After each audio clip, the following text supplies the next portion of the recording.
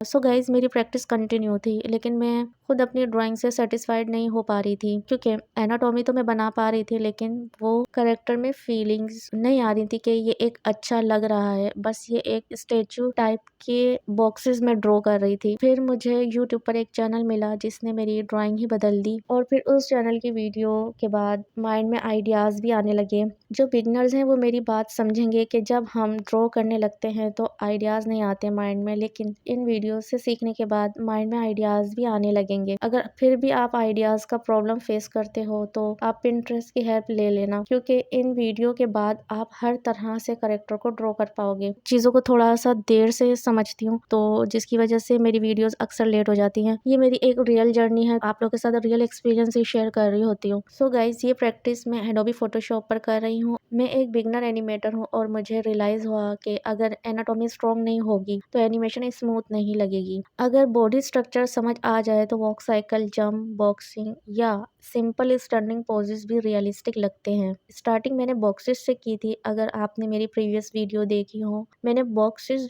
Draw करना start किए थे, लेकिन वो बहुत बोरिंग हो गए थे। मैंने प्रैक्टिस छोड़ दी थी। एनाटॉमी सीखने का कोर्स अगर मैं स्टार्ट करती भी थी ना, तो वो कंप्लीट नहीं कर पाती थी। इन अ सिंपल वर्ड मैं ये कहना चाहूँगी कि ये बहुत ज़्यादा बोरिंग प्रोसेस है। लेकिन जब मैंने डेली प्रैक्टिस की तो ऑटोमेटिकली इम्प्रूवमेंट आने लगी। कभी कभी मुझे लगता है कि मैं एक स्लो लर्नर हूँ। इस चैनल का लिंक डिस्क्रिप्शन में मौजूद है, आप भी वहाँ से सीख सकते हो। और आप लोगों को ये चैनल पसंद आए तो मुझे कमेंट सेक्शन में ज़रूर बताइएगा कि ये आपके लिए हेल्पफुल रहा या नहीं रहा। मेरे लिए इसका एक्सपीरियंस बहुत ज़्यादा अच्छा रहा है, क्योंकि मैंने जितना टाइम लगाया है, मुझे मालूम है आप मुझसे भी कम टाइम में एनिमेशन के लिए एनाटॉमी को समझ पाओगे, उसकी प्रैक्टिस कर पाओगे। रेफरेंस इमेज के थ्रू एनाटॉमी को समझना इजी है। तो गाइस आपको मेरी प्रैक्टिस कैसी लगी कमेंट सेक्शन में ज़रूर बताइएगा। जो मेरे चैनल पर न्यू है, मैं इस तरह की प्रैक्टिस शेयर करती रहती हूँ और अपना एक्सपीरियंस आप लोगों को बताती रहती हूँ। होप कि आप लोगों को ये प्रैक्टिस और ये वीडियो पसंद आई होगी। मैं मिलूंगी आपको एक न्यू प्रैक्टिस में। जब तक के लिए बाय।